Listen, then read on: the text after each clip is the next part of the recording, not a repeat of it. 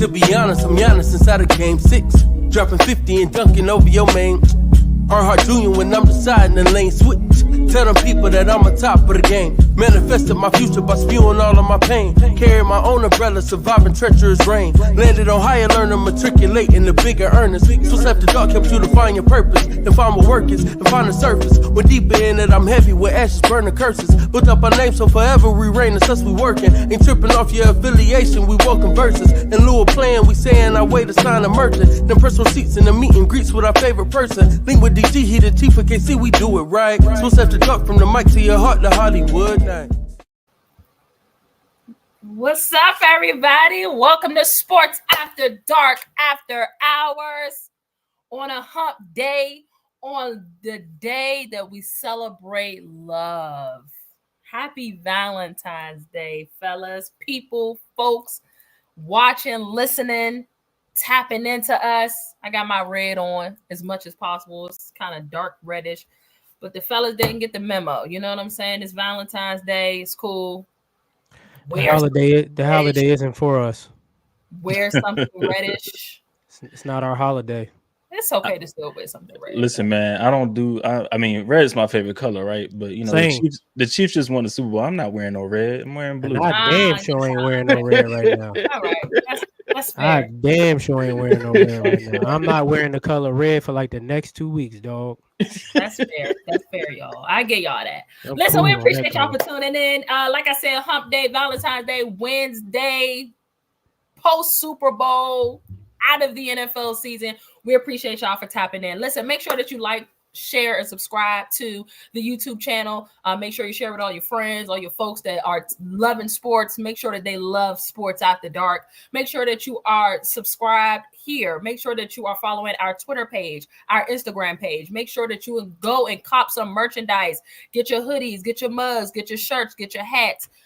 Get everything you need to represent Sports After Dark. Walk through, you know what I'm saying, these airports and all that good stuff with some merch. Represent your clique. Represent your clique. Bia. Thank you. I was hoping that somebody fiance gonna have me. You know what I'm saying? He gonna hold me down. Lou, listen, I don't know what's going on with you. You know what I'm saying? I'm chilling. And I think that person ain't that person from Florida. I want to say ain't that Lil Jon? Yeah, that's Lil Jon. He ain't from no Florida, from Atlanta. Yeah, that's Lil Jon. My bad. Yeah, all right. Lil Jon. Also, NBA full effect. All things NBA. If you're going to games, make sure that you go to SeatGeek to get your ticket. You get $20 off if you use the SeatGeek code Ashley Baker, all caps. I'm going to put that in here somewhere. Why is it not in here? I'm going to put that on the bottom of the screen so you can check it out. Again, Ashley Baker, all caps, ASHLEYBAKER. If you're listening on Spotify and if you're listening on Apple Podcasts, we appreciate you for tapping in. Fellas, oh my goodness. Before we really get into it. I should have made this dress in all black, by the way.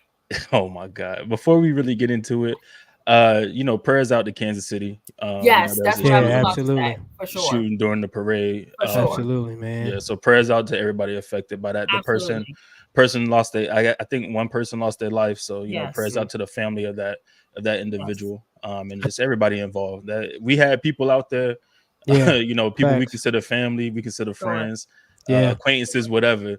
For sure. But we had people out there. So they was out there in the mix. So happy that they're safe and everything. I think the crushing part is seeing that majority of the people that got shot were kids. I think that kind of hurt us the most. You know what I mean? Like kids is trying to enjoy their home team winning the Super Bowl. Like, damn, the kids can't even enjoy their team winning the Super Bowl.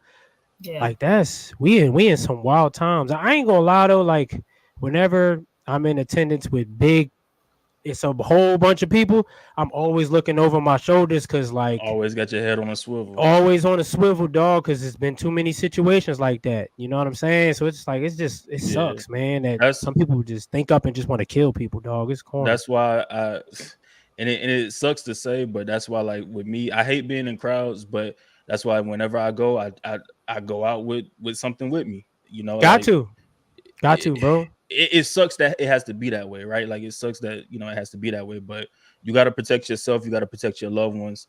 And I'd rather be with it and not need it than to be without it and need it. Yeah, that's why she don't know yet, but she going to the gun range because I told her when I ain't around, you got turn into Mr. and Mrs. Heavy. You got to turn into Ashley Jolie. You got to turn into her. Yeah, for sure. Yeah, we based on these spaces, we have met tons of people in the Kansas City committee. Hey, DG, you already know, bro. Always. You on them is crazy. We know plenty of people. So, obviously, first people that come to mind is, our guy DG and CJ and D-Mac and Jody and Lexi and you know what I'm Chuck, saying? All of them. Chuck, right back. Wallace and everybody. That's our family. We all ball talk aside, you know what I'm saying? Like we definitely was like, yo, is everybody good? Yes, like we need to make sure everybody good. And shout out to Lexi because according to her Twitter, she was very close to that. I think their whole group was very close. Man. And I just thank God, thank our Lord and Savior Jesus Christ that we're not seeing different messages on our timeline regarding, we pray for everybody involved and we are so sorry. But at the same time, we got to thank the Lord that the ones that we are super close to and we've grown to love, that it wasn't different messages on our timeline or that we weren't getting different text messages. So prayers again to everybody out in Kansas City. Appreciate you for bringing that to light, Lou. Man, you can't go nowhere. You can't do nothing. Like, bro, can't do nothing. You can't do nothing. And y'all trying to figure out why they want us in the metaverse. This is why they want us off the street, put the Oculus on, and just stay there. It's just, it's crazy. It's crazy because people say like, because like I said, I travel with my gun or whatever. Yeah. You can ask Ash Lou too. Like when we went out on Saturday, that shit was on my hip. We went out, had some drinks, chilling at a restaurant. But they used to say, if you got to go somewhere with it, then you shouldn't be in that place. But nowadays, that stuff is happening wherever. Grocery store. That's a fact. It don't matter no more. It ain't even. Yeah, it matters. It's wherever you at now. We seen tragedies happen at a grocery store. You know what I mean? A few years back in Buffalo. So like, Sure. So just prayers out to everybody. You wouldn't think that would happen at a parade celebrating, a Super Bowl. Bowl. It's crazy. Yeah, man. It's crazy, man. It's unfortunate. So again, prayers to everybody in Kansas City. Make sure that y'all show that city some love. For sure. Speaking of the Super Bowl, we had a Super Bowl. Oh, sugar. We had a Super Bowl, man. We had a Super Bowl. The Chiefs do it again. We got to react to the Super Bowl. We let it simmer for 72 hours. These other shows may have jumped right into it, but we let it simmer for 72 hours, okay? And that's mainly because we was going to let it simmer for half. You know what I'm saying? We got respect for our hosts and each other on this show. And if that was Dallas, boy, we might not have got a Sports After Dark for like a month. I'm not going to hold you. Y'all would have really had to pull me about that thing. Y'all would have had to pull me about that thing for real. Y'all would have had to. So shout out to him for even being here, 72 hours, being active. You know what I'm saying? On social, taking a lick, a licking and keep on ticking. Whatever. You know what I'm saying? Rolling with the punches. Sports really can just take you to a whole nother level. Just mess up your whole mood, put you in a depressed state. Just all of that. But man, we had a Super Bowl Sunday night. About 123 million people at some point tuned into the Super Bowl when the Chiefs defeated the 49ers 25-22 in overtime. We got to react. We got to react to this because just as we've thought about it a little more and the more we, they could have did this and this and this and this. We've already given our initial reactions on Sports After Dark. We appreciate almost 2,500 of y'all for tapping in at some point in time. I think that thing is it was at 2.3 thousand folks that came in and out that night. You know what I'm saying? So shout out to y'all for tapping in to Sports After Dark. Exclusively found on Twitter. If you're listening on Apple, Spotify, or YouTube, head over to Twitter. Make sure you tap into our spaces when we run them. But y'all got folks coming and going. Folks ain't know about the overtime rules. Just been so many different storylines that has come about. Travis Kelce pushing his coach on the sideline. injuries. It was just a lot. Let's dissect, fellas. Let's dissect. Initial reactions. Let me get the Lou, because I know you might have, but let me, from that night and from the things that you've gathered since then, Lou, talk to me. Yeah, I mean, well, y'all know I had the Chiefs winning. Like I said before, my heart was pulling. My heart was pulling for Kansas City, but my head was telling me go with the Chiefs. Like as we said multiple times. You mean your heart was pulling for San Fran? Yeah, my bad. Yeah, my heart was pulling for San Fran, but my head was telling me go with Kansas City. And like we said multiple times, you can't bet against 15. Like it's hard. He's gotten to that point to where it's like you can't really count him out. It was a good game though. Like that's the thing, that game was a good game. It wasn't high scoring. It was around what I said it was going to be, around like 28, because I said like I think 28-24. We got 25-22 and we got overtime and the new overtime rules. And it's crazy hearing listen, man, this is what my coach used to always tell me. Proper preparation prevents poor performance. The 5 P's. You prepare properly, you won't go out there and perform poorly. Kansas City was prepared when it came to overtime. Kansas City was prepared. They knew the rules. They knew what they were supposed to do. I think it was one person that didn't know, and that was McCole Hardman. And I mean, he was with the Jets when all that stuff started popping off anyway. But Patrick had to tell him that, hey, we just won the game. But to hear multiple players from the 49ers come out and be like, yeah, I didn't know the overtime rules. To me, that's on your coach, and that's on you as a player. Like, bro, when rules change, if your coach don't tell you, you need to dive into the rule book and find out what it is. Like, you need to figure it out. The rule changed. The biggest issue I have with that, Lou? What's up? Is how many playoff games have the 49ers played in since the rule has been implemented? But they haven't. I mean, that too. But at the same time, they haven't. Just to correct that, the players came out and said they knew the rules.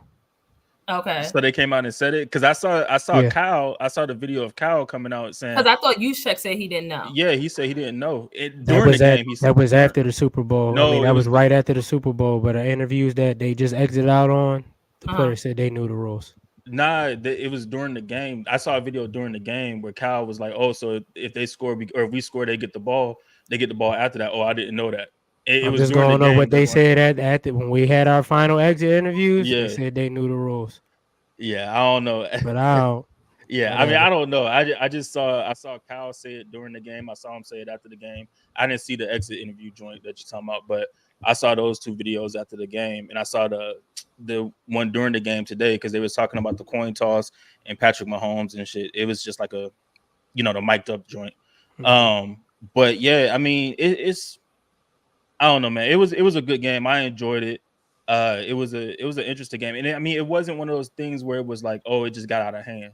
So, for either team, really, and I don't know. I still think the 49ers should have kicked it in overtime. I think they should have went for it on 4th down in the red zone, rather than kicking the field goal in overtime.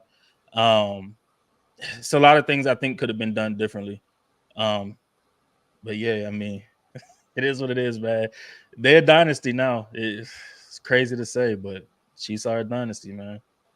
I'll say I don't have a problem with the 49ers getting the ball in overtime, because they were moving the ball down the field. They were, for sure. They moved that Joan down there. They just and I think, Hev was here, but I could have sworn, or maybe I thought it, maybe I didn't say it, but I could have sworn I thought to myself, go for it. On that 4th down, go for it, because even if you don't get it, you still got the field position. You know what I'm saying? As if you're gonna re-kick it off, or just go for it. I thought they should have went for it on 4th, try to win the game.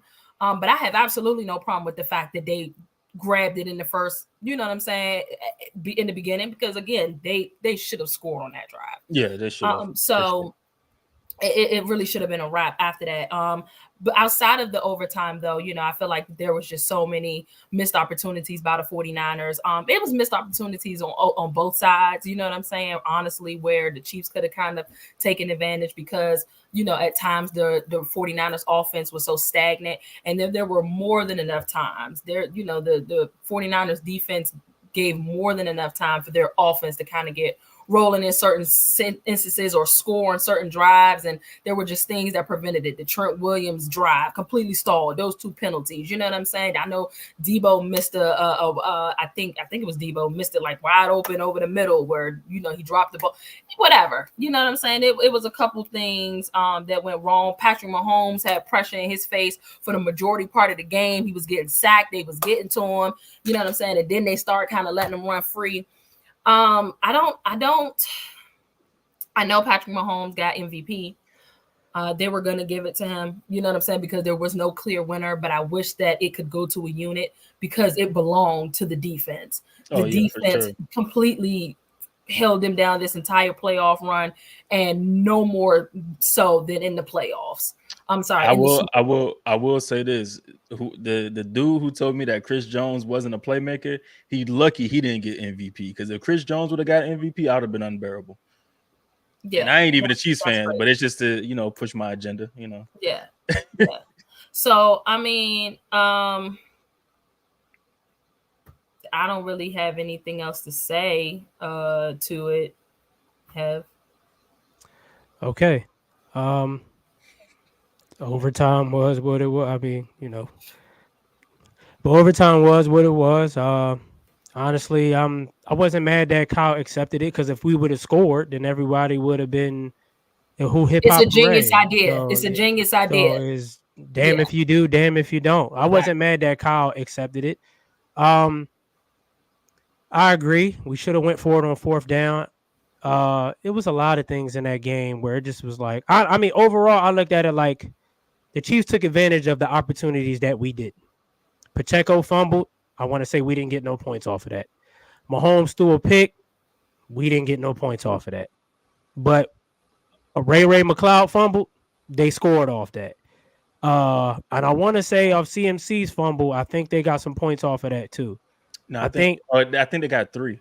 Yeah, I think they got 3 off of that. Did he fumble in the first quarter? He fumbled in the first quarter. It was the first drive. Remember the first quarter? No, we stopped. 0-0. We stopped him. Oh, that's right. That's right. So is it just like, you know what I mean? And in situational football, they were better. I agree, Lou. They were prepared when situational football came around. Like, in the first half, Spags was running a lot of zone. Brock was getting at him. He switched it up. He switched it up in the second half. It started being, I talked about it the week of when we was playing, when we was on here, how we were going to counter when Spags would disguise him blitzing. And Spags knew when to blitz on crucial downs. That 3rd down with Trent McDuffie was crucial. Everybody was talking about how that was probably the play of the game. Bro, he more than likely it was. Because we could have honestly put the game on that blitz too. He sent like 7 people, and the smart thing he did was he sent Trent McDuffie late. Yeah. You didn't know Trent McDuffie was blitzing until the ball was snapped. And he sent him on the side where was a weakness, the right side of the offensive line. He had a clear shot at Brock, and Brandon Ayuk was wide open, and everybody like, well, he could have still hit Ayuk, and I'm like, I don't know about that. Trent McDuffie was in his passing lane. I don't know if he had a chance to really hit Ayuk. Then everybody's saying, well, the other one in the red zone, again, well, that was just Chris Jones making a play, where in the red zone where, JJ and Ayuk was wide open, but Chris Jones got there in like 2 seconds. Brock ain't have a chance to throw the ball. Yeah, you know what I'm saying? That's on y'all offensive line. But I think that's on pick him up. Yeah, but I also kind of put that on Kyle too, because it's like our right guard that was better at pass blocking is out of the game now. We got Spencer Burford back in the game. That's terrible at pass blocking. Why would you go empty on 3rd down? That was a moment where you kind of should have tightened it up and kind of either could have ran the ball, or what you could have did was, in my opinion, instead of spreading it, put Juszczyk in the backfield with you with CMC to have Juszczyk as an extra blocker on the right side to help protect the right side even more. You can line Debo up to the wide by himself, Ayuk, Jennings, Kittle on the other side, and then see where you go from there. Or you could have just ran the ball, because we were close enough where earlier in the season or during the playoffs, 5 yards and in, we were giving the ball to Christian McCaffrey. See what he could do. I think that Spag was just on his game, man. We lost to the better team at the end of the day. I ain't blaming it on the refs. I ain't blaming it on Kyle. I ain't blaming it on everybody. We lost to the better team. You know what I mean? They showed why they've been in the Super Bowl 4 out of the last 5 years. And it mattered when it mattered the most. They showed up. Patrick Mahomes showed up. And, a lot of people are looking at the Steve Wilks fire and be like, they think that the Super Bowl is the only game where he was doing a lot of questionable stuff. That ain't the only game. But in the Super Bowl where it mattered the most, there's no way in hell that last drive you blitzing Mahomes damn near that whole drive, and he just carving you up every single play. There's eventually a time where you just say, you know what? Let me just rush 4 and keep everybody glued on him. So people are saying, y'all shouldn't have fired Wilks, and I get it. It was 1 year, whatever. But again, Wilks was running somebody else's defense that he wasn't used to running. Shout out to you because you mentioned that in the beginning of the year. Yeah, he wasn't running something he was used to running. And then when he did, not that y'all don't have the personnel, but they ain't used to playing that way either. But also, I don't know how true it was, but I saw, something about Nick Bosa saying that they wasn't prepared for the zone read and stuff like that. And that bro, like, in this day and age of football, how are you not prepared for the zone read? Like, this day and age, that's a lot. He's a quarterback that's capable of doing it. Exactly. Like, how are you not prepared for that? Yeah, I agree.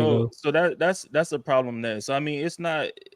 I don't think they just putting the blame on it, but again, proper preparation prevents poor performance. You didn't have your boys prepared. Wasn't prepared at all, bro, and they were prepared. Especially, they knew when they needed plays the most. They knew how to make them. That's what made the difference in the game. They knew how to make those plays when they needed them the most. That's what champions do. Yeah, you know what I mean. They played like that, so can't knock them for it. I wouldn't necessarily say. The defense only gave up 19 points in regulation. I wouldn't necessarily say that the defense wasn't prepared.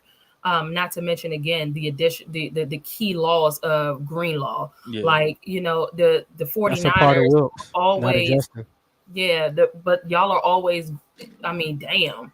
I understand going through adversity, but I'm not saying like they weren't prepared, but what I'm saying is that there's certain aspects of the game that you still have to prepare for, whether you think they're going to run it or not. Again, we are in an era where zone read is a big part of a lot of offenses, especially with quarterbacks. Although Patrick Mahomes ain't the best rushing quarterback ever, he is a mobile quarterback. He can still get about that pocket and make things happen. We've seen it multiple times of Mahomes getting 10 to 20 yards when they need some running down the field by himself. He did it in last year's Super Bowl. When they needed him to use his legs, he was running 20, 30 yards down the field. Exactly. So, that's what I'm saying. Like, to say that y'all weren't prepared for zone reads, like that's a problem. And the part of you could put that on Wilks, because even when Dre Greenlaw got hurt, you didn't adjust to help Owen Burks out, because then Fred Warner couldn't cover Travis Kelce no more. He had to sit there and had to drop back more, and you was putting Owen Burks on Kelce in the second half, and Kelce started wilding. He started wilding in the second half. So it was like you should have adjusted because you knew we was down one of our big players. You know what I'm saying? So it was a lot of situational we wasn't prepared for, like Lou said. You know what I mean? Like the Chiefs were prepared. They were far more prepared than we were. And there was a lot of like mental errors, like even the fumble with or the muff punt. And I'm not putting that all on McLeod, but when your punt returner is yelling Peter and telling people to get out the way, get your ass out the way. Why are you standing? Like, why are you just there? And the ball hit off his foot, and McLeod tried to make a play, whether he was wrong or right picking up the ball. I think he should have just fell on it. You learned that in Pop Warner, Lou. Yeah, but whatever. But the thing is when your punt returner is yelling Peter and doing this, like, get the hell out the way. Get your ass out the way. You need, and with urgency. Like, there's no reason for that, bro. That's a mistake. That's not. Those are mental lapses that you got to overcome, and 49ers just couldn't overcome it. One of the things is that with both of these teams is you couldn't make multiple mistakes and think you were going to just get out scot-free. You know what I'm saying? Like y'all said, multiple mistakes from the Niners. And I think that was ultimately like, you know what I'm saying? Like what it was, you know what I'm saying? That stuff, I mean, it may not have reflected necessarily on the scoreboard, but mentally, you know what I'm saying? That does something for the other team. You know what I'm saying? And kind of puts a little bit of momentum in them. And then again, you're kind of letting them hang around. The muff punt, like you mentioned, you let them steal a whole drive from you. You know what I'm saying? A whole possession from you. So the Chiefs, though, man, they're a dynasty. You know what I'm saying? It is what it is. I'm still kind of in shock that ended the way that it ended, that they ended up pulling that off. And having said that, I kind of said it a little bit in Sports After Dark the other night, but I want to but I want to give the question again here. And After Hours, are they the automatic favorites to win it all next year? So you can, they should be. They won back to back. I don't know who else you can put there. They bidding us to win the Super Bowl again, but I mean we haven't won one. But they still got us. Favorites, actually, that's the favorites. We've been the favorites the last 2 years, but we ain't win the last 2 years. You know what I'm saying? So yeah, I don't know. I don't know how the Chiefs aren't the favorite. That's the stuff that's weird to me, and I understand they got some free agents. Chris Jones, I think either Willie Gay or Nick Bolton, one of them are free agents next year. I mean, they got Snead a free agent too. Snead's a free agent. They got some players that's up for free agency, but so do the 49ers. I mean, maybe it's not a lot of key players or whatever, but still. But my thing is, bro, like we on a down year, or a so-called down year, we just saw Patrick Mahomes and them win the Super Bowl at 11-6, dog. Like, how do you not make them the favorites, bro? Like, because you know they're going to get better during the offseason. They're not just going to be like this. So on a down year, we just saw them win a Super Bowl against the best team we said was in the NFC.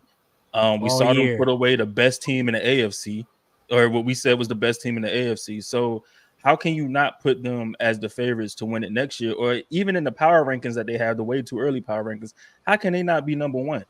Like, I don't know, man. We just seen this. Like, I don't know how they got us up there. I don't know. Maybe they going out because our roster is still going to be talented, but I don't know how we the favorite. I don't get it. I mean,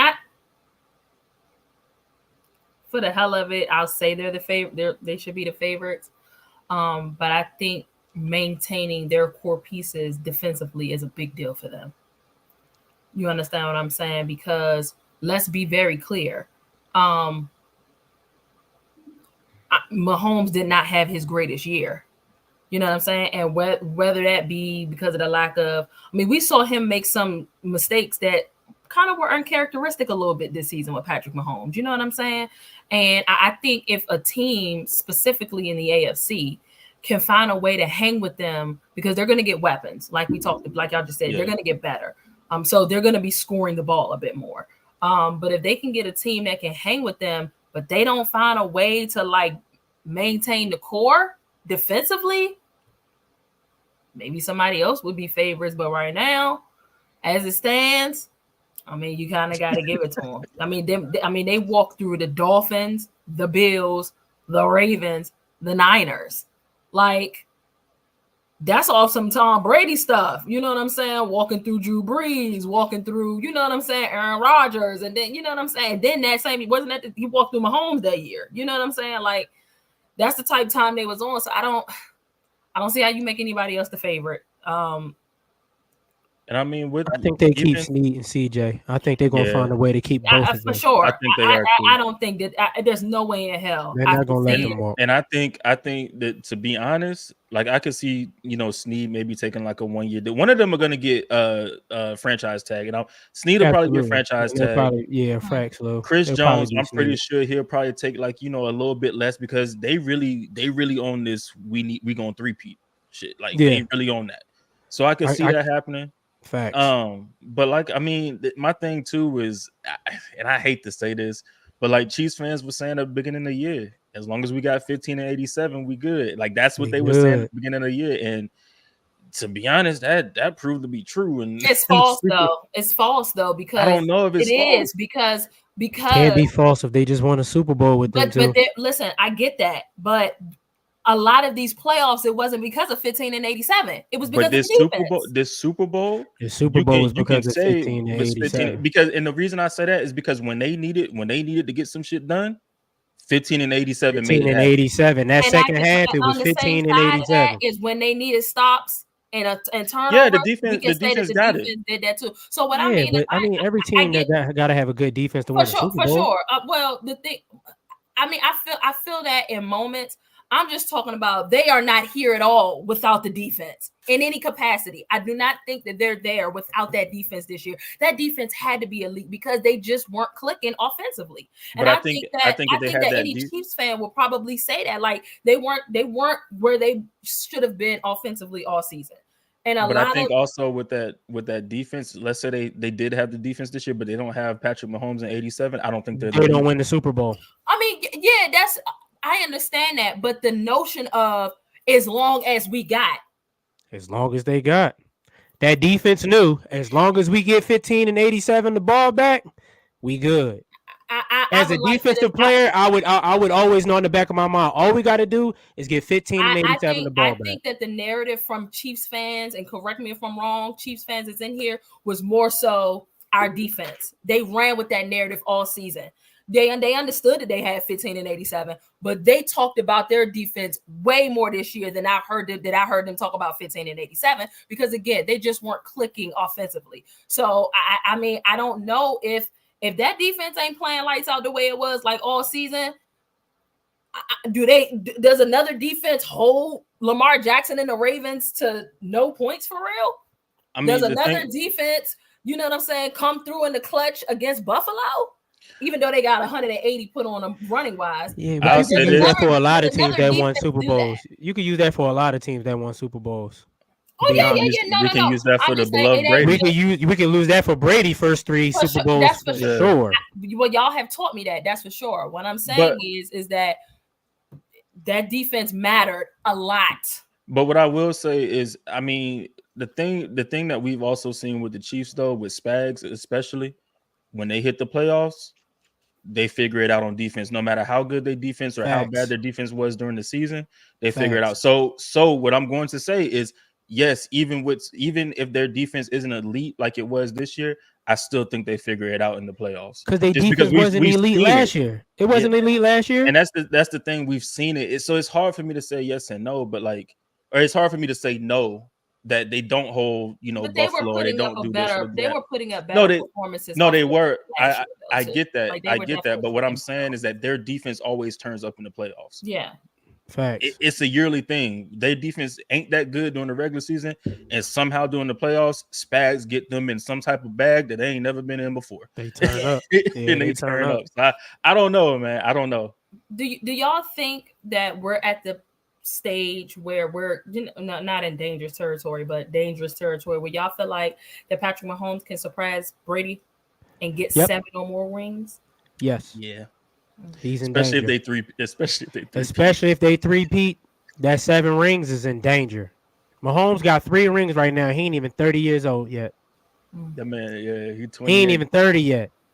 He got 3 rings already. What 7 rings would be more impressive to y'all? Let's say he get the 7 rings. Same team, same. Which 7 rings are more impressive to y'all? Brady's. How quickly does he get the 7? If he gets them more quickly, if he gets them more quickly than Brady, then Mahomes' rings would be more impressive. More impressive. Okay. Yeah. That's where I'm with Lou. It just I don't know how quick he gets. What year is he in? 6? He's going into 8, I believe. He's going into 7 as a starter, but 8 as 8. Oh, okay. Got it. Okay. Let's say by year. Let's say by year 15, he got 7. In 7 more years, he year 15, then I'm taking Mahomes.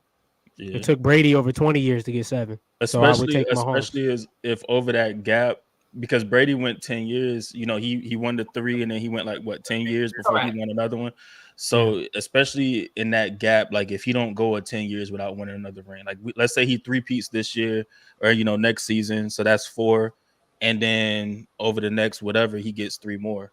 And that gap between the next 3 ain't that big. I'm gonna probably go Mahomes. Yeah, he's at a rate where you like they getting rings quick. I'm not with Mahomes. I know you're not going Mahomes. I know you're not going to go Mahomes. You're going to die on that hill. I will say this. To me, it's going to determine. I'm going to have to see how the game evolves by year 15 for him. Because for me, Tom Brady played through every era we've known. Yeah, no, for sure. And have beat these top quarterbacks. You know what I'm saying? Like, in these particular eras. He went through the era that he was in. He went through the Michael Vick era. He went through, these different eras, the Peyton Manning era, the Drew Brees era, the mobile era. You know what I'm saying? This era we're in right now and beat the best. You know what I'm saying? In that era. So the timing is, I understand that aspect of it being impressive. For me, it's not so much as the timing. For me, it's like, I love this hype, except Eli Manning. Yeah, that he didn't throw Eli in there. Get something else to ride on. Get off of Eli's coattails. I mean, who gonna be the Eli Manning to Patrick Mahomes? Well, that's what I was about to ask you, because we definitely about to go there. So y'all say based on timing, it would be more impressive. I'm saying just based on the evolution of the game. If the game evolves in a drastic way in the next 7 years, and this man find a way to get 7 rings, I'm gonna combine the both. You did it speed wise, and you then went through some, drastic errors. You know what I'm saying? So I would say Mahomes. But if we stuck in this mobile quarterback era for the next decade, you ain't really up against nothing. I will say from a talent aspect, these quarterbacks are better than the quarterbacks Brady were going against. From a talent aspect, really? Because they can't beat Josh Allen is from a talent aspect. Josh Allen is better than a lot of them quarterbacks. From a physical aspect, I'm talking about from a physical aspect. We're not talking about all of that. I'm talking about just legit talent. But Josh Allen is better than a lot of them. Lamar Jackson is better than a lot of them. Let me ask you a question though, Have. 10 years. Go ahead, Vinny. Jump in. 10 years. Teams found a way to stop who we consider the greatest quarterback of all time for 10 years. Was his maybe their talent, or maybe they was a little better than we think back then? No, I mean those quarterbacks were good, but overall, I don't know if they was really able to stop him, because a lot of them games was tight that Brady was losing in. Even in that 10-year span that he wasn't winning Super Bowls, a lot of them games was tight. There were games where Brady had good games and they still lost. He was getting to AFC championships. Yeah, that's what I'm saying. He was in the AFC championship game down there like every year. But like Vinny said, I agree with him. Like mentally, a lot of those the era we are in. Nah, I give you that, Vinny. Yeah, the quarterbacks mentally were definitely more athletic. The era we're in now, they're more athletic. Back then, it was more of, and I mean, not to say these quarterbacks don't have it upstairs too, like the quarterbacks nowadays. But back then, it was less athleticism and it was more, mental. For sure. Pre-snap reads, post-snap reads, different things like that. But now we have a combination of the both, and there's some that are very elite with it, and then there's some that aren't so elite with it. But it's just a different era of football. And I feel you on that. If Mahomes gets it, like if he goes through this era and he goes through the next era and he's playing 20 years, 15 years, whatever, and he's getting 7, it's impressive, man. Like I said, it depends on how quickly he does it. And right now he's on that pace where really he need one more MVP, because Brady only got 2 MVP or 3 MVPs as a starter. Brady had like 3 in 5 years as a starter in his first 5. That. But see, and even when you was it the same where the first 6 years he had half? I think he had 3 in his first 5 or something like that. Brady had 3 in his first 5 because they always compare Mahomes and Brady first 3. But today, or not today, but I think Teddy Bruschi had said it before the Super Bowl, was saying how Mahomes' rings are more impressive than Brady's, because through Brady's first years, it was that defense, it was special teams. It wasn't Brady really getting them through those games, those first 3. It was Adam Vinatieri for sure. But we could say the same thing about Mahomes, because you just told me that the defense turned it up in the playoffs. No, you ain't never seen her. The defense is finding a way to turn it up in the playoffs. They turned it up last year. They turned it up too. Actually, in these 3 Super Bowls that they won, who got MVP? Hello, Tom Brady was getting MVP. Tom Brady was getting MVPs. No, he wasn't. No, he wasn't. No, he wasn't. Deion Branch got one of them, Jones. Deion Branch got one of them. He had no business. Deion Branch was crazy, but that's also a compliment. He had no business getting that Super Bowl MVP. Number one. It was somebody else too. Brady didn't get all like Mahomes was majority of the reason why they won all three of those Super Bowls. I understand what y'all are saying about the awards, and we're not going to act like that. Sometimes those MVP awards aren't given just because you got to give up to somebody. So I feel y'all on that. He got the MVP awards. That's cool. But if you want to, you got to keep the same energy. Y'all just told me that the defense turned up in the playoffs. We just saw 2 playoffs out of his 3 rings where the defense found a way to turn up. Now, I'm not saying that he wasn't a part of it. That would be foolish to say. He's every bit of the reason. Hold on. He's every bit of the reason why, you know what I'm saying, they have these rings. But we can say the same thing about Patrick Mahomes in his playoffs, at least for two of the Super Bowls. Edelman got a Super Bowl MVP too. I forgot about that. He got one. Julian Edelman got a Super Bowl MVP. Yeah, shout out to Tom Brady for that throw. Stop it. All right, that was a hell of a catch. That was a hell of a catch by like what? That's a hell of a catch by Edelman. But I'm trying to look through. Okay, so through the first 2, Tom Brady had the MVP. That's what I'm saying. He had one. What's the third one? No, he had 2. He had 2 of them. In the first 3. Mm-hmm. So through the first 3, he had 2 MVPs. Okay. Deion Branch got the third one. Okay. Yeah, so Deion Branch got the third one. So Brady through the first all of the rest of them, he got all of them. No, because Julian Edelman got one. Julian Edelman. So he got 4 MVPs. Hold on, I'm looking through them right now. No, he might got 5. Deion Branch, Julian Edelman. Yeah, I think they would only have 5. He got 5 of them. He got 5. Okay. So damn, 5 Super Bowl MVPs. That's crazy. But I'm just talking about through the first 3 so far. What I was saying is that as far as, and this is what Teddy was saying. Teddy was saying that through the first 3 Super Bowls, Mahomes has been more impressive just because in those play, even in the playoffs, they were getting special team touchdowns. They were getting defensive touchdowns. Like those things were like they were doing the damn thing. When we've seen, besides this year, when you've seen those Super Bowl teams, it's been Mahomes pulling out some magic, especially in the second half. Because like I said before, he ain't played well, particularly in the first half of games of those Super Bowls. Mm-hmm. But it would be Mahomes pulling out some type of magic in the second half and getting some shit done. Last year, I will say their defense did score a touchdown because that was the fumble. The Jalen Hurts. Last year, we can honestly say that Andy Reid played a huge role in that game. His play calling was unbelievable last year in that game. Yeah, Mahomes made plays where he needed to. It was a few times Mahomes was breaking for like 20, 30 yards, like Lou said earlier, using his legs. There was times where Mahomes had to make plays to keep them on the field, regardless of what Andy was calling. But I agree with you. Yeah. That second half, Andy Reid was on fire. And at the end of the day, I mean, this is tit for tat a little bit because you could probably say the same thing about those 3 Super Bowls with Brady. At some point, he had to make a play. At some point, he had to be surgical. Oh, for sure. It was that at some point. So that's why it's like, we all know that the comparing is just super tedious because there are similarities. You know what I'm saying? Like you could say this from one side, you could say this from the other side. But I will ask y'all this: what quarterback? Is there any quarterback that can dethrone Patrick Mahomes and the Chiefs? Is there any quarterback that can do it? And I'm talking about when it matter. Like, well, we only seen one quarterback beat him when it matters. We saw 2, but so he ain't here no more. So technically 1. I'm talking about in the playoffs. I know. Yeah, he not here no more. So it's only the one. There was Joe Burrow too. That's the only part. That's what I'm talking about. I thought you said he ain't here no more. She said 2. Right, and I said the other one ain't here no more. He ain't here no more.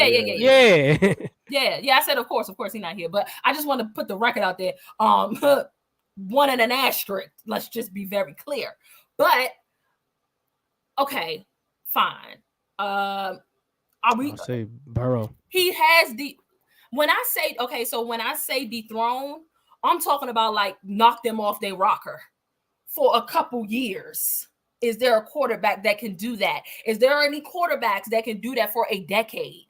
They can stop them from winning a Super Bowl. I don't see no quarterbacks doing it for a decade. I don't see that. It'll have to be a multitude. I mean, it was just like for with sure. Tom Brady. It wasn't just. It was a multitude of quarterbacks. It just wasn't one. Especially in the AFC. In that 10 years, who won? How many championships? You had Ben Roethlisberger, Aaron Rodgers. I was about to ask how many championships did the Steelers win in those 10 years? They won 2. I don't think they. Yeah, I was about to say they won 2. A lot. They won 1 in 2006 and I think 2010 against the Cardinals. Let me see. Because I think 2009 was the Saints. You had Peyton. You had Pittsburgh, of course. Yep. Denver. You had Eli twice. And who was on this Denver team that knocked them out the playoffs? What the hell? Peyton. I think Peyton was on one of them. No, he had won a Super Bowl. I said I'm asking a lot for Jake Plummer. Yeah. Yeah. Denver back in 2006. That was the year the Steelers won the Super Bowl. Knocked them off. Jake the Snake knocked them off. Jake the Snake is insane. Baltimore. That was the year I think Flacco had won. Flacco, the Ravens. Flacco got one. So Lou said, it was a multitude of quarterbacks. That game, the Patriots versus Baltimore, Joe Flacco completed through a prayer. No, he completed 4 passes. Can there be a quarterback or a team that can dethrone 34 yards? Can it be a quarterback or a team that can dethrone him as far as being the it team? The it quarterback. I think if we're gonna pick anybody, it got to be the only person that beat him. Yeah, the Bengals. The Bengals. They the only team that I guess you can consider them a rival, but. Who else we gonna say? Jaja Wright talking about dethrone us for a decade is asking a lot. That is asking for a lot. For 10 years, like I was just saying because somebody was able to do it for 10. But I say dethroning them, becoming that quarterback, becoming that team. You know what I'm saying? Could it be? And I think that it is probably Joe Burr. And if it's not Joe Burr, then we would say Josh Allen, but clearly, hell no. Yeah. I'm done giving my faith to him. I will say it's not going to be for me, and I'm not trying to be biased here. For me, the asterisk or the question mark is going to have to be Justin Herbert, because I have to see him with a competent coaching staff, which I'll get to see for the next couple of seasons. A really, really good defense. I know y'all have talked about how he's had weapons, but I feel like I don't feel like he's had the weapons that he deserves, if that makes sense. My thing is he's never had the defense to really and he's had those coaching blunders, but that's why I could see Justin Herbert though. Maybe Justin, because I say it with the question mark because we really haven't seen him have a fair shot. Like I feel like this year we really saw Lamar Jackson have a fair shot. He had weapons. He had a defense. He had a competent coordinator. Like I know that the Ravens can't stand John Harbaugh, and they don't think, you know what I'm saying. But they was smoking all season. They were considered the best team all season. I feel like this was the year where he definitely had a fair shot. So I would say I would have to say Justin.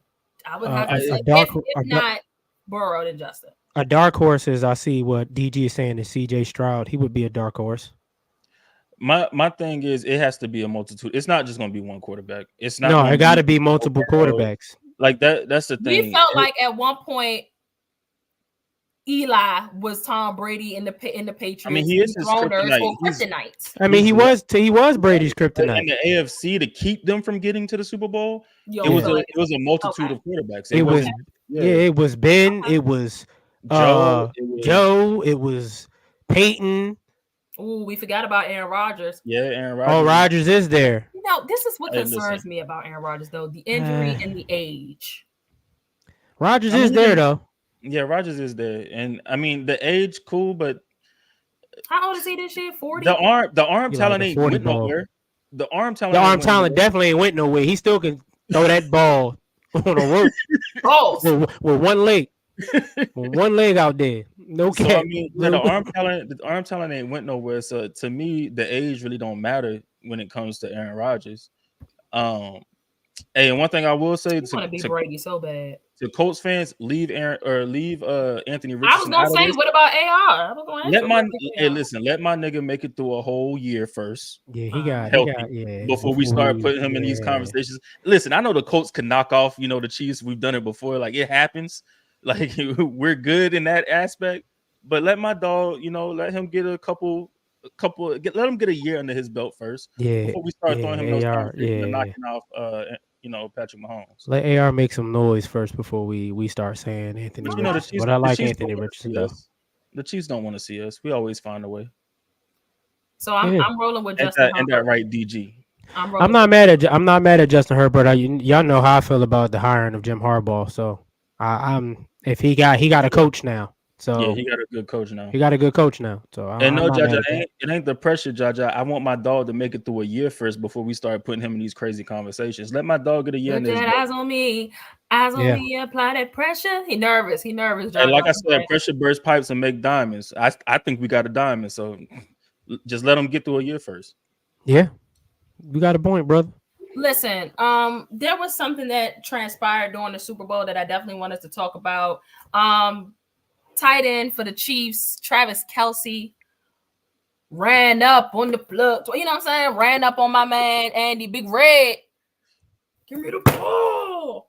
Type vibe. You know what I'm saying? Smart Water, go ahead and sponsor us. I could be the bottle girl. Hey, and G Fuel. Go ahead and give us that. What is that? The energy drink.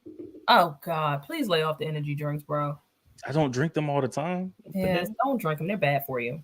Nah, this is like natural energy. It's giving Four Loko vibes. Ah, hell no. I'm gonna try one of them Jones. I keep hearing about them. Four Loko? No, the G. Hell no. You about to try Four Loko? That's crazy. Let me tell you something. I got a Four Loko story. We're gonna save that for another day. What's the Four Loko story? Y'all drink Four Lokos in the comments. Or Vinny. Well, since I had a Four Loko, and it's crazy. I should have brought this story up when Wes was there, because Wes. I had a Four Loko one time. This is when they first came out. They was hype on the scene. Everybody was drinking them. What? We was going to Atlantic City. This is when my brother Wes was gambling. He would go to Atlantic City all the time to gamble at the craps table. I had a full can, John. Nothing was wrong. My man ain't finished his, so I drunk half of his can. Once that John kicked in, it was a whole different world, bruh. My brother Wes was gambling at the craps table. I started throwing up on the carpet floor, all on the craps table.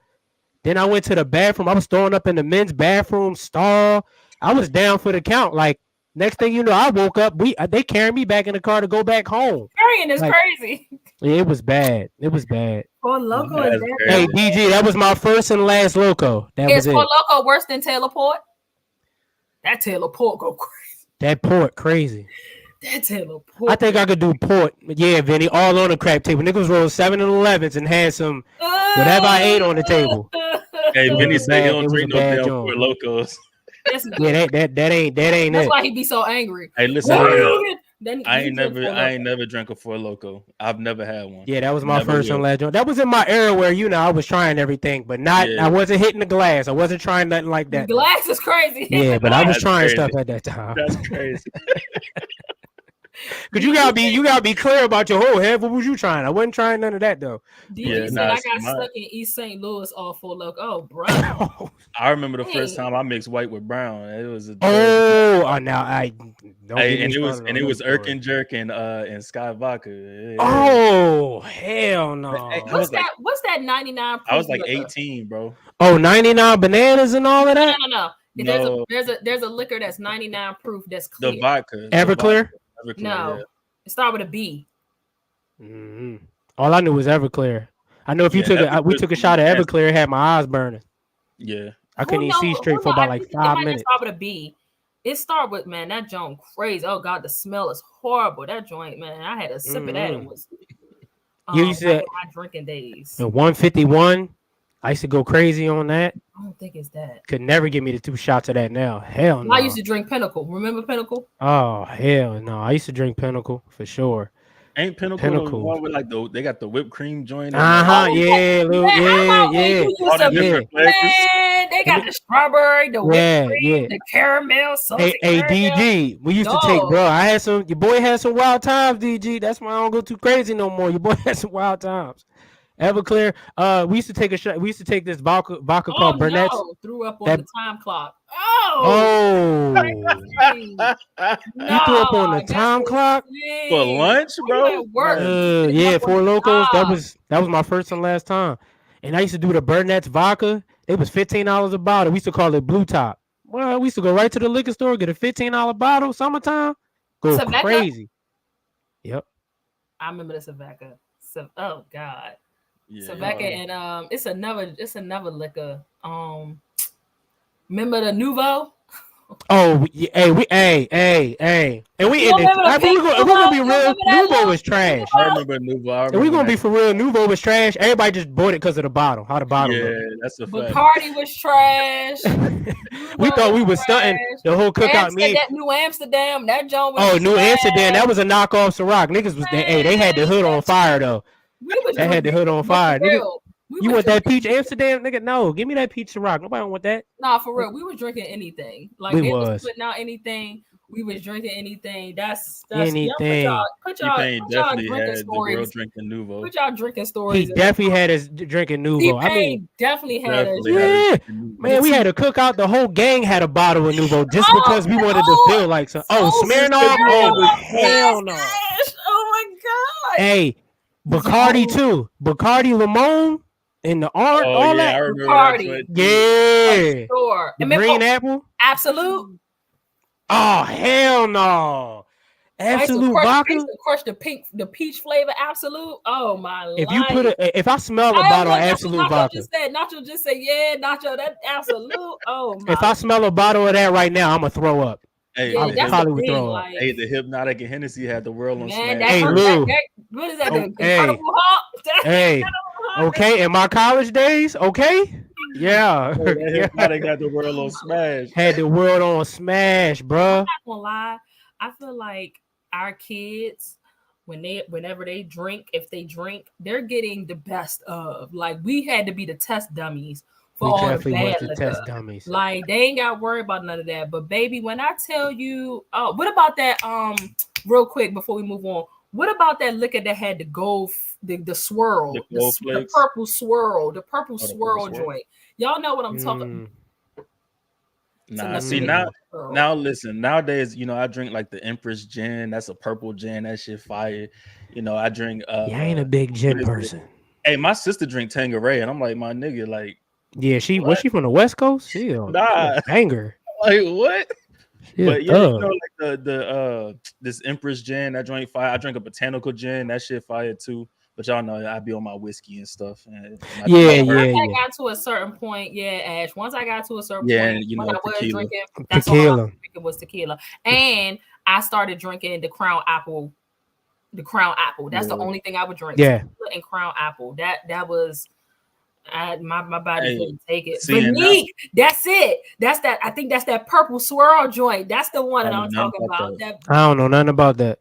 And nowadays I can mix I can mix brown and clear perfectly fine now. I do it all the time. Don't even. That's why I don't drink. That's why I don't drink Long Island's no more. See, I used to be a Long Island dude. Remember back then we ain't had no money. So we had to get the $13.99. Had to get the I just said the Burnett's vodka. That joint was $15. The Burnett's. Oh yes, we used to call it Blue Top. Used to have a Blue Top. We used to call it Blue Top. That came out because I didn't like beer. I was really happy when the Lime-A-Ritas came out. Oh, I still drink them joints. You already know. Hey, I let y'all know. Hey, $4 a can. You can't go wrong. You heard? Yeah. All right, man. Let's move on. All right, I was getting to Travis Kelce. Travis Kelce jacked my man up. You know what I'm saying? My man Big Red on the sideline. Now, he definitely went on to the show with his brother, Jason Kelce, who was so cool showing up to Vegas in the Hangover. Like, he looked just like Alan from Hangover. That was so good. He definitely became a favorite of mine doing that. He went on the they went on a podcast, and Travis definitely talked about how he was out of line for that. Do y'all feel like that he was out of line, or was it just passion? Was he passionate? I feel like Kelce has earned the right to be like, yo, don't take me out the damn game no more. I think he's earned that right. That's how I feel about it. Keep my answer short. I feel it's a little bit of both. I mean, it's football, and it's the biggest game of your life, and you're on the sideline watching the the ball go to the other team. So I mean, it's a little passion. And I'm not necessarily going to say he's out of line, bro. Like, it's football, and this happens more often than not in football. That's why, like, a lot of this stuff that happens on the sideline that they end up showing, and then it gets blown up or whatever. Yeah. It happens, like, that stuff happens a lot more than people think. That's a fact, Lou. They just don't get caught on camera. They don't get caught on camera, but it happens a lot. And I mean, like I said, the thing is, it's the biggest game of your life. You got taken out the game, and you see the ball go to the other team, and you're not having the best game at that time either. Like, you got 0 catches for 0 yards. So you're not really doing nothing to help affect the game either. So I mean, it's one of those things where, like I said, it's passion. He probably could have handled it a different way. Yeah. But at the same time, I'm with Jaja. That's what happens. I don't like the bumping. Don't roll up on me like I'm a grown man. Yeah. And you're full of adrenaline, and you coming at a speed. Don't run up on me. I wouldn't even been mad if he had just kind of like in his ear, in his face. Shout out to our guys at the Barbershop Talk podcast. He says, "Nah, you can't put your hands on a coach. If that was a black player, he'd be crucified by." Oh no, that's a fact. And that's absolutely a fact. And that's 100% true. He'd have been crucified. Oh my God! He'd have He'd have been right on the cross. Bro, if that was Trent Williams, even Kyle Shanahan. Even Trev said if Big Red would have punched me, like cocked me right there, I just had to take that on the chin. I had to take it on the chin. He was like, I get it. So I mean, that's, like I said, a lot of that stuff happens a lot. Whether it's teammates going at it, players going at it with coaches, and I get him bumping into Big Red. Yeah, that's an issue. But like the thing is, like I said, it happens a lot, bro. Like this ain't the first time, nor will it be the last. That's a fact. They won't be the last because I ain't go cat. I was scared. Seen Brady snap on people all the time. Brady used to snap on everybody. I tablets and all. I will say, I was scared. I thought like I didn't want Andy to have like a heart attack or something. You know what I'm saying? I didn't want him to fall down on the ground. Yeah, that would have been a bad job. If he would have fell, that would have been a super bad job. We stopped. I probably would have laughed after, but it would have been a bad. That would have been a bad situation. I ain't gonna hold you. It would have been hard for Andy to get back up. We saw how hard it was for him to get back up after he was laying all on top of Chris Jones and stuff. Yeah, the confetti was so sad. That'd have been so sad. Yeah, that would have been wicked if he would have fell. So yeah, it would have been wicked for real. Yeah. I mean, Vinny said I agree with passion. Plus, remember, the narrative with Travis Kelce is he's now more of a receiver. He was supposed to block that play. So yeah, is that T? Is that TT? Yeah, that's him.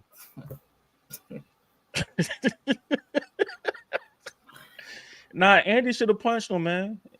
Definitely should have pushed him better. Nah, punched him, not push him, punched him. Just he's back right to the jaw. And he has to. He understands.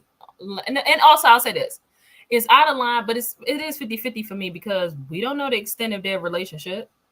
I mean, that's why I said they both played it off. I agree. So yeah, like they both was like we love each other. Like we both. He's earned the right to like. Maybe.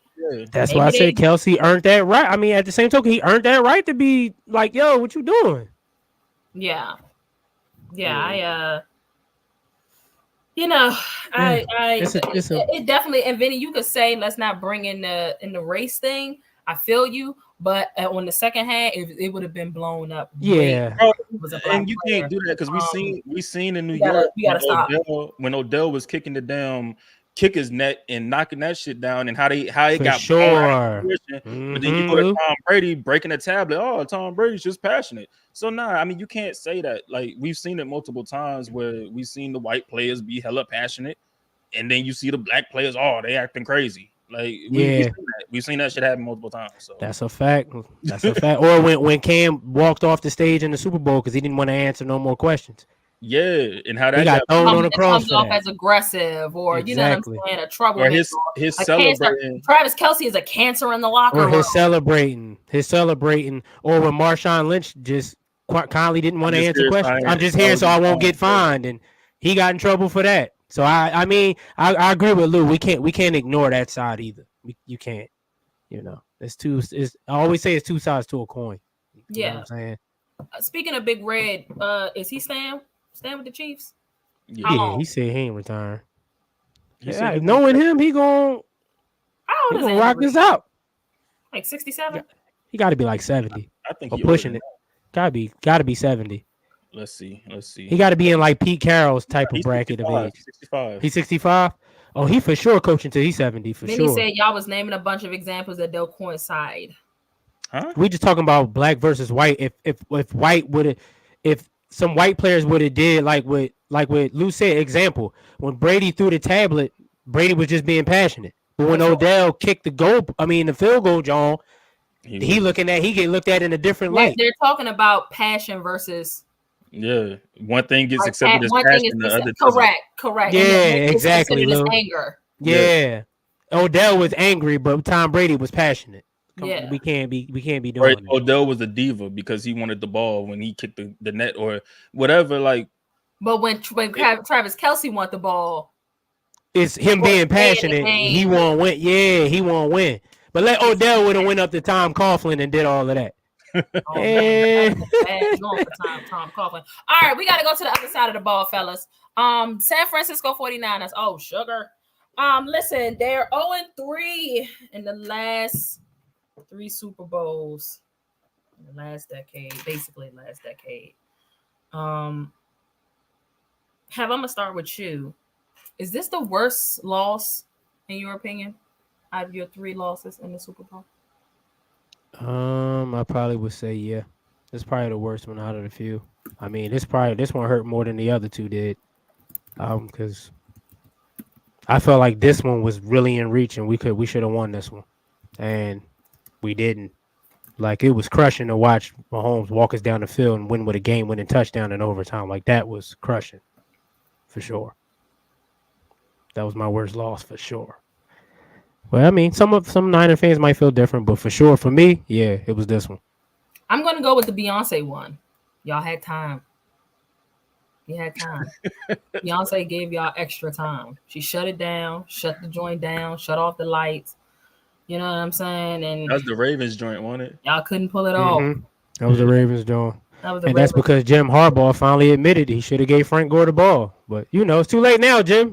That was over 10 years ago. I hate that. That better not happen in New Orleans again next year. Pete Carroll. Oh, you know what? We should have gave Beast Mode the ball. Like, really? You think? The lights better not go out at halftime in New Orleans next year.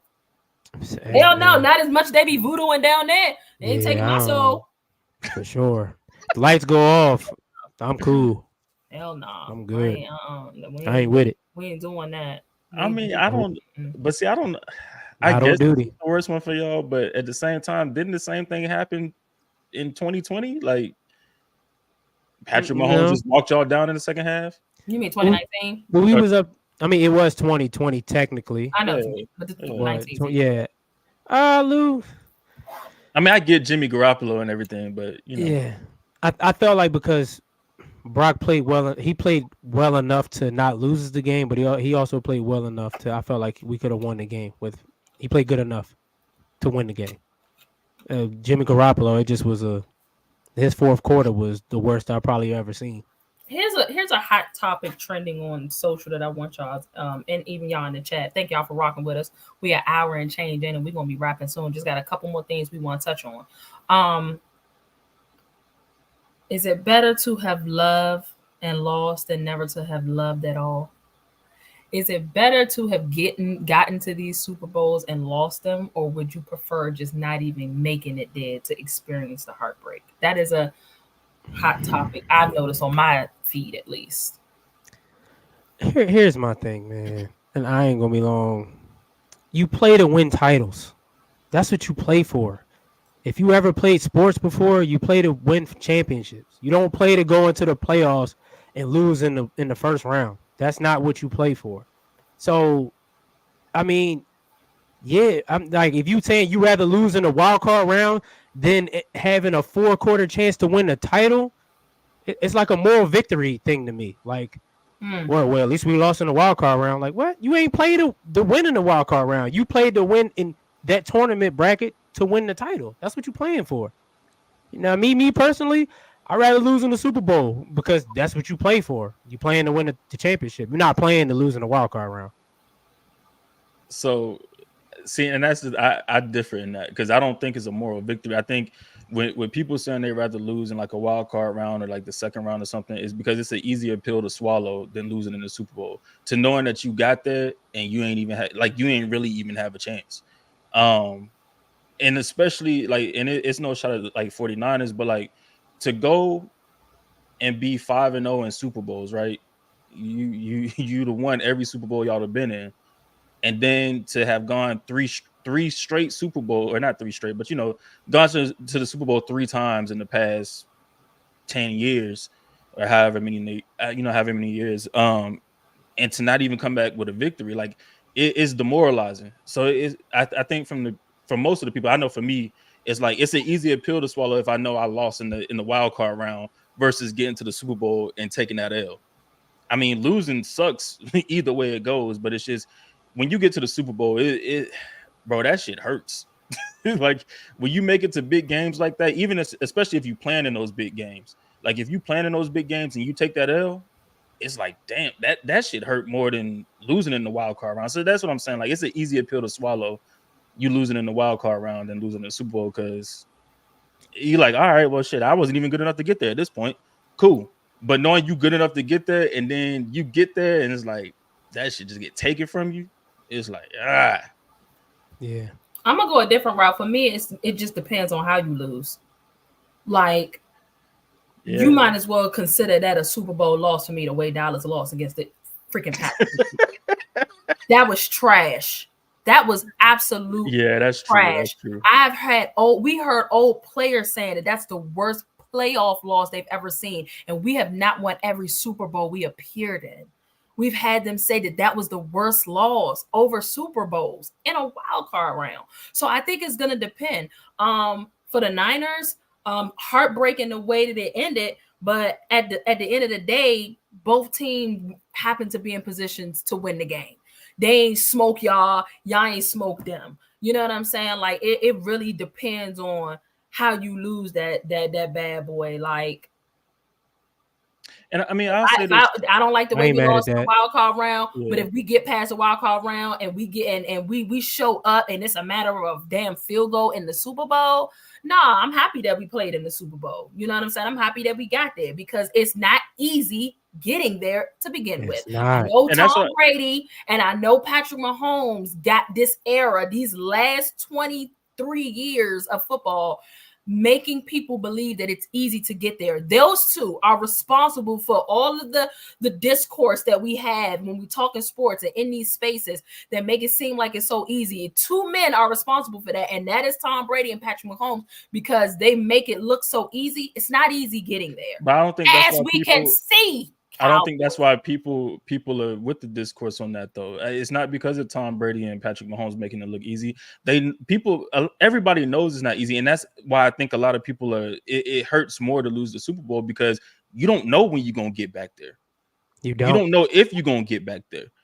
Like, Patrick Mahomes and Brady make it look easy, but for most teams, everybody know like shit, like we made it, but I don't the Bengals. The Bengals act like they probably got a contender every year. But bro, you made it to that one. Y'all didn't take advantage of it. You don't know if you getting back to that thing. But we've seen it the past 3 years. But also, it does instill a certain level of confidence as well. Well, for the teams that are winning, though, not that's for everybody else.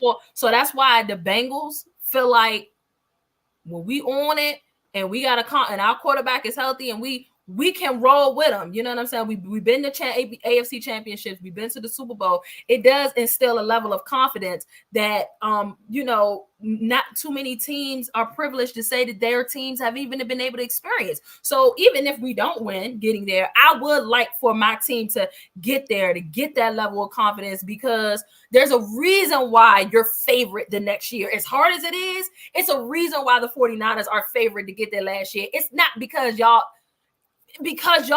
have what it takes, the ingredients, and the ingredients takes the talent, the coaching, the confidence, knowing what it takes to make those long, deep playoff pushes. How do my team get that if I'm just content with them losing in the first round?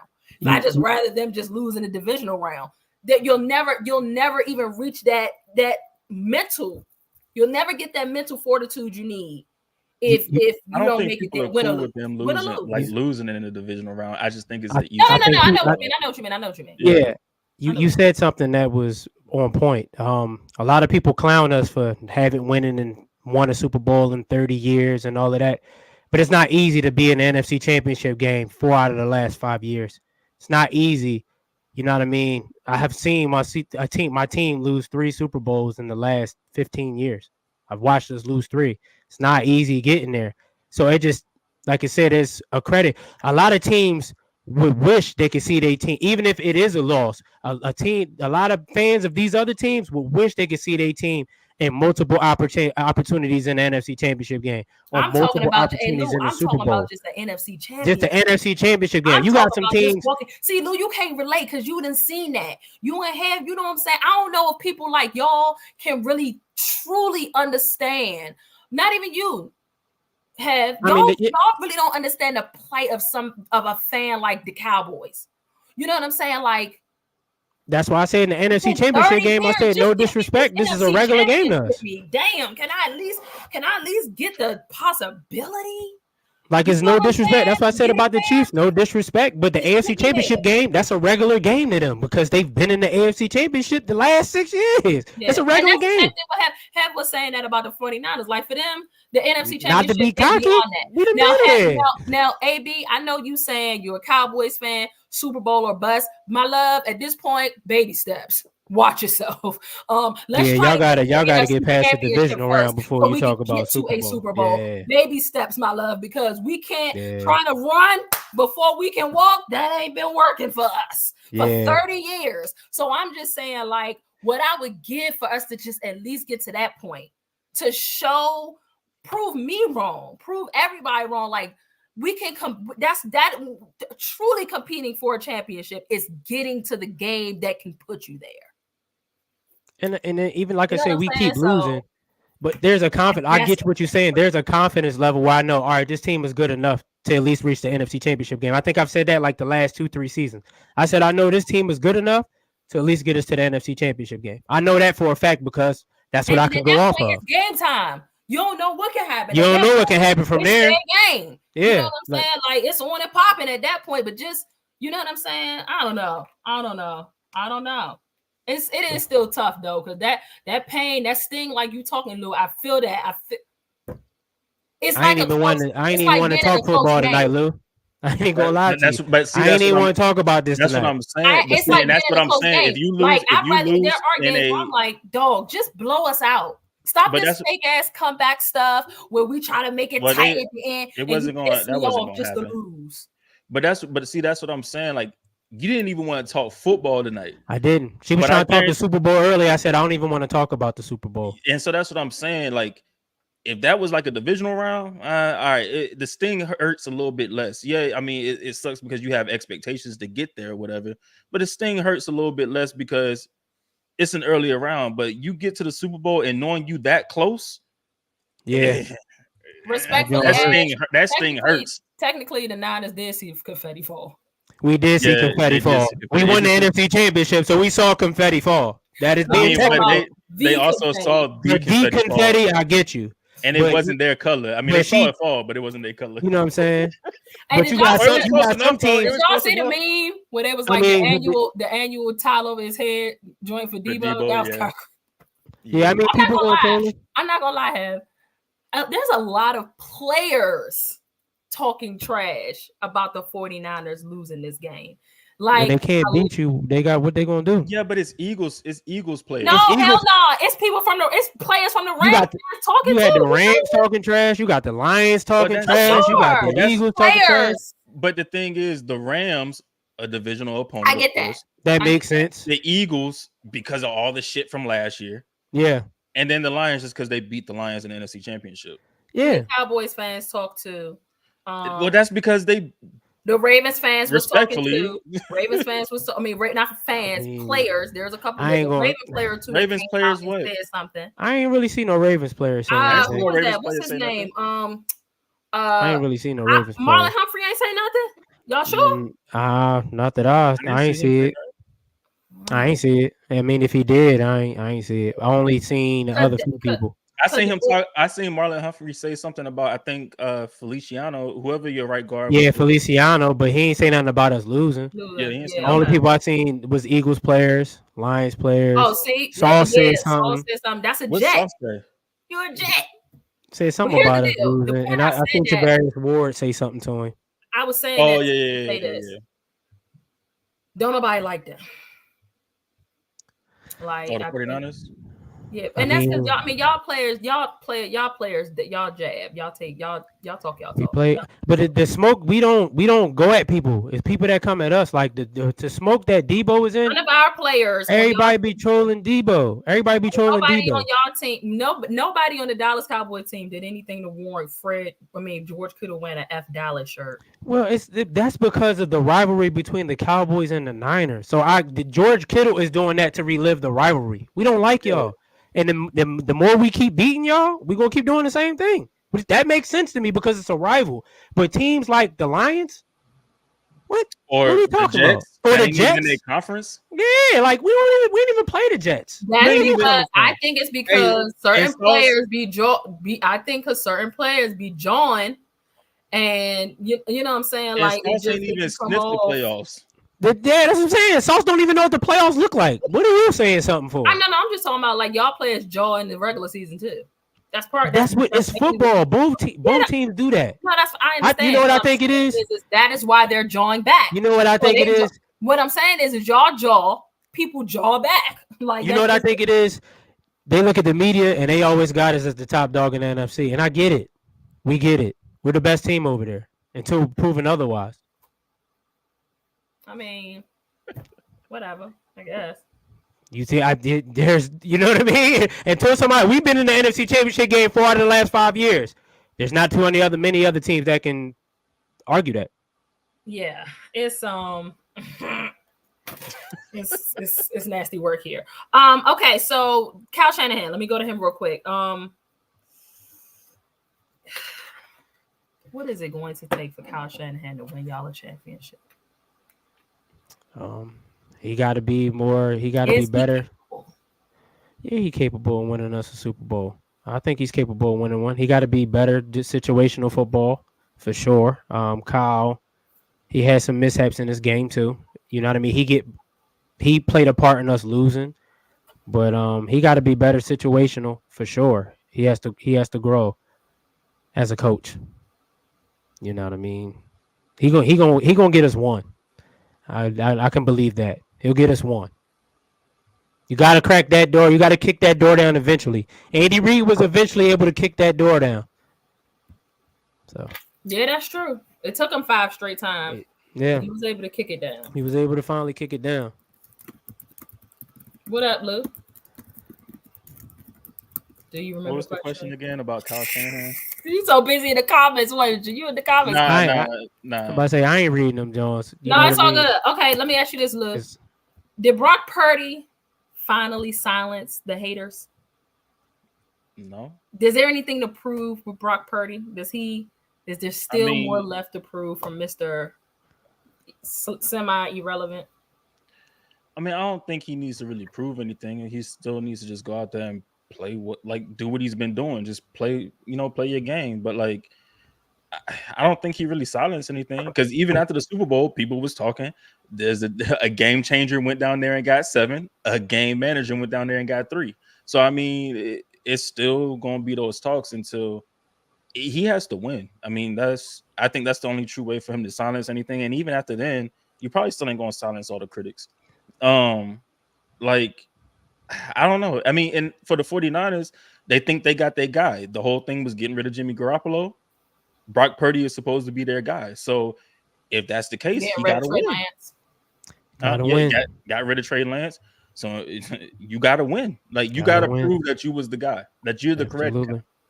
So I don't think he silenced anything. I don't think he's a bad quarterback. So for me, it's like, I think he's a good quarterback, but he ain't silenced nothing, because you still got to go out there and win at the end of the day. I will say I'm encouraged what I saw from Brock in his second year. I am encouraged to see how he improves going into his 3rd year. But we got to improve around him. We got to put a better offensive line around him, especially on the right side. Because I know one thing: if you give Brock enough time, he damn sure gonna make you pay for it. So, got to be some stuff going in there. AB, I said that if Kyle didn't win the Super Bowl, he should be considered for the hot seat. And it's okay. My opinion changed, as I can allude to. My shooter would say she doesn't like Dak Prescott all the time, but her opinion can change because that's her quarterback. That's my head coach. I'm rocking with him.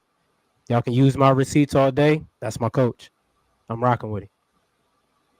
I'm not on that fire Kyle Shanahan train. I'll never be, because you can't replace him. Who are we going to replace him with? Yeah, and I think that's a great question though. And I think that maybe that changes depending on how y'all lose. Everything is dependent on how things go. You know what I'm saying? Like, at the end of the day, if y'all go out there and get smoked by the Chiefs, who struggled to put up points all season, then we got to have a conversation. You know what I'm saying? About we would just have to have a conversation. But I mean, at the end of the day, I mean, if y'all had got knocked out, maybe we ain't got knocked out in the divisional round. If y'all ain't make it, and it was because we also talking about like who's available.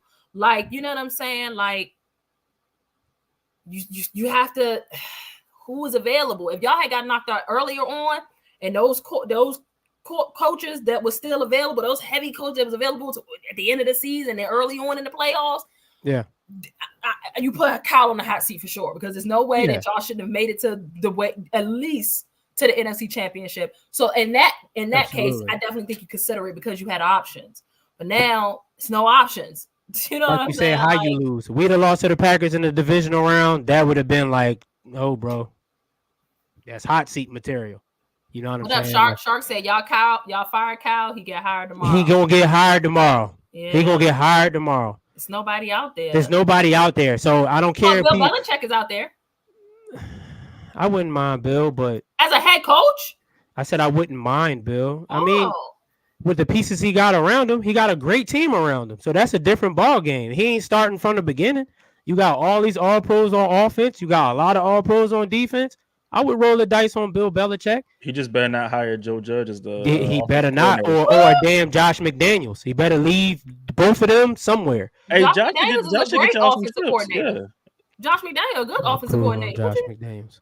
As a matter of fact, they flounder when they don't have Josh McDaniels. Yeah, I'm talking about when they're gonna figure that out. Nah, that's a fact. When he's not there, that's when they suck. They are not good when he leaves. Every time. Even the year that Brady was there. I was gonna say that's part of the reason. That's part of the reason they lost some stuff too. Because when he went over to the Broncos, McDaniels go. Like, that's what I was wondering with the Patriots. Y'all know I watched them because of. Well, I mean, they can't stop him from taking a head coaching job. They can't stop that. Vinny, you could call it a cop out all you want, bro. That's your opinion. A head coach in New England, and I ain't arguing nobody's opinion. Who he a coach for now? McDaniels. Nobody. Ooh, he got fired. No, absolutely not. He is not head coach material. Hell no. If we was to fire Kyle Shanahan and hire Josh McDaniels, hell no. He'd have been with two organizations. It's too late now, but he'd have been with two organizations, and he sucked with both. And he was trash with both of them. Patriots. So what that mean?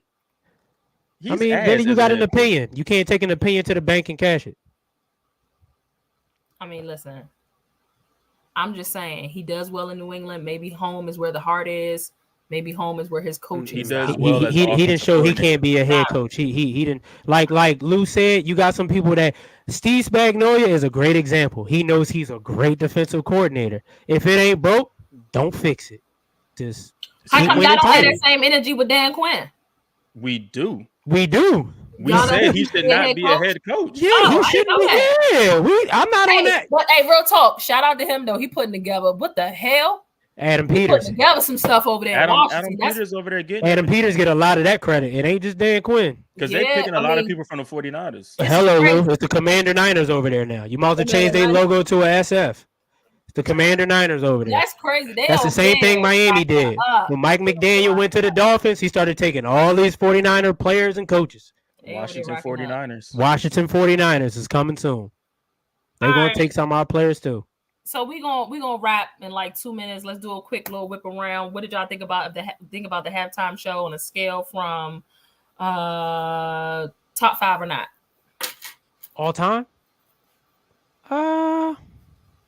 What was the only? I mean, the only one that really stood out was what Beyonce, Prince. I think Beyonce is the top 5 performance. I didn't say it was. I'm just thinking in general the ones that stood out. Rihanna was. Rihanna, it was all right. We ain't gonna guess Rihanna it. was all right. It wasn't. It was okay. Top 5. It wasn't top 5. Rihanna, it was good, but it wasn't top 5. It was good. I think the year Bruno Mars was on there, I think that was really good. The year that was Bruno and Beyonce, wasn't it? Oh, that was them together. Okay. I think so. Well, I will say the only two that really stand out to me is Prince and Michael Jackson. I don't think nobody will top Michael Jackson. I don't even remember Michael joint. What? You don't remember him teleporting to different? Those two, nobody's topping those two. Yeah, they was goated. Like I was talking to my homeboy about that today with Prince joint doing Purple Rain and it starts raining. They hit the weather machine. Raining in purple? Bro. Nah, hell no. They hit that weather machine for sure. Like, bruh, had purple rain falling out the sky, bruh. They hit that weather machine. Yeah, that just hit it. Purple rain. Like Michael Jackson was teleporting from one tide to the other 30 years ago, where technology wasn't even that great. Yeah. Snoop and Dre was cool. About the Snoop and Dre, Snoop and Dre was cool. Usher Jones was lit though. I think Usher and Rihanna are probably my favorites because those are the only ones I can really remember. That's crazy. Yeah, like a lot of the Super Bowl performances, they really ain't stand out to you. Like you said, Usher Jones, Snoop, Dre. That's because 50 Cent was hanging upside down. Vinny, please. Yeah, 50. That Dr. Dre joint was better because he had like all these legends in it. He had M50, Snoop. He had all the legends in it. You do got Dory syndrome. That's a fact.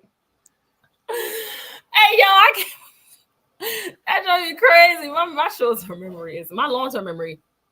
Yeah, it's kind of the same. Yeah. What was we saying? We rapping. Yeah, we rapping. Yeah. So yeah, a halftime joint was great. I wonder who they're gonna get next year. People want Lil Wayne since they're gonna be a NOLA. Gotta get Weezy. It's only right. They're not getting. It's only right. There's no way you are in New Orleans. If you can do Dre and Snoop in LA in California, there's no way you can do New Orleans and not have Lil Wayne. For the Super Bowl, y'all. He too good. So he was at the Super Bowl. Wasn't he at the Super Bowl this year? I said to headline it. Oh, no. Halftime show. Snoop and Drake. Can you imagine? Girl, you look good. Won't you back that? Can you imagine? We didn't. Yeah, he should bring out Juvenile as he should. He should bring them out. That's so down. I'm for it. Yeah, I just don't know New Orleans, man. It's New Orleans. There's no way. Exactly, AB. There's no way you in New Orleans and you don't let them do it for the 99 and 2000s. That's just. Yeah. There ain't no other New Orleans. They gonna have them do like a little. I mean, they can get No Limit. Oh hell no. They can say Master P. Nah. I don't want to see that. Nah, nobody's bringing Mystical out. Nobody bringing Mystical out. Nah. I don't want to see that. Nah, they ain't bringing Mystical out. He too much trouble. Oh yeah, that's right. Yeah. They definitely not bringing him out. But they'll bring Weezy out. Let Weezy be a headliner. You gotta let Weezy maybe not a headliner, but maybe he come out and do something. Weezy will bring out Drake. He'll probably bring out Nicki Minaj. That's true. You know? A lot. Very true. That could put him in the pop situation if he. That's what I'm saying. We'll see. All right, y'all. Listen, we rapping. We 1:30 in. We appreciate y'all for tapping in. Happy Valentine's Day to all the lovers out there. Lay your head on my pillow. Listen to some good love music. Don't have no babies because don't a whole lot of people like Scorpios. Yeah, it would be the Scorpio. Would it be Scorpio? What's from 2 to 9 months? Yeah, it'd be Scorpios. Make sure that y'all tap in again to the Sports After Dark Twitter page, the Instagram page. Go and cop some merch. Go and grab some tickets from SeatGeek. Code Ashley Baker, all caps. Make sure that you like, share, subscribe to this channel. This was a great show, fellas. I missed the catch up. Y'all got anything before we roll out? We gonna have to run a space this weekend, probably. I don't know what we're gonna talk about. I mean, I'm in NBA mode. You know what I'm saying? I'm in big NBA mode. I'm not trying to transfer over to these Lakers. Who? You're a Wizards fan. You need to relax. Sweetie, I'm a Wizards supporter. She definitely ain't talking about y'all have won 9 games. Y'all ain't talking about them. You really, first of all, that's not true. Kyle Kuzma did not want to go to Dallas because he wants to make it work here and build. And y'all still have only won 9 games. Kyle Kuzma want to be the man. He don't want to. He don't want to play. He don't want to be there. You in Detroit are G League teams. She's definitely rocking with the Clippers. You ain't gonna see nothing about the Wizards. It's gonna be all Clipper energy. Yeah, and I get it. That's our folks. Our man is over there. I'm excited. Yeah. And All-Star Weekend coming up. We get to see Steph Curry versus Sabrina in the 3-point contest. That's gonna be crazy. I can't wait for him and Caitlin to do it next year. Oh yeah, Caitlin. That's gonna be crazy. Stupid. I like how they comparing it together. I do one thing they need to do. They need to change the dunk contest because it's terrible. Like the 4 people they got, I don't even remember half of them, but it's terrible. All I know is Jaime Jaquez is in there, and I don't know why. The Heat's rookie. Yeah, like they just got all. I just think they just need to mix it up with some of these people off the street, because some of these people off the street be doing some stuff. You be like, the Harlem Globetrotters in that joke. Nah, I mean, some of them I just don't know about it in there. Like there's a lot of players. I haven't seen the list. It doesn't. It's not intriguing at all. It's not even worth seeing the list. I'm like, who is these 4 people? And I like Jaime, but like. I mean, he said, "What can you do to the dunk contest?" We'll talk about that in Sports After Dark. I think you take it out completely and replace it with something else. Nah, I don't think you take it out. Just get better talent in there. Yeah, or like you mix it up. How many more dunks do we see? But we'll talk about it in Sports After Dark. No, it's some dunks out here that people out here be doing on TikTok and all of that. You could do in the NBA for sure. It's some people out here that pull off. Get creative, man. Yeah, that's what it really is. Y'all got anything before we roll? Peace. Appreciate y'all for tapping in. Go Niners. We appreciate y'all. Go Heat. Go Yankees. Go Niners. Go Lakers. It's that time. Go Dodgers. Y'all know the vibes. In the meantime, in between time, see y'all on the timeline. Let Wes take y'all out. That's gross. To be honest, I'm Giannis inside of game 6. Dropping 50 and dunking over your main. Earnhardt Jr. when I'm deciding the lane switch. Tell them people that I'm on top of the game. Manifested my future by spewing all of my pain. Carry my own umbrella, surviving treacherous rain. Landed on higher learner, matriculate in the bigger earners. So after dark helps you to find your purpose.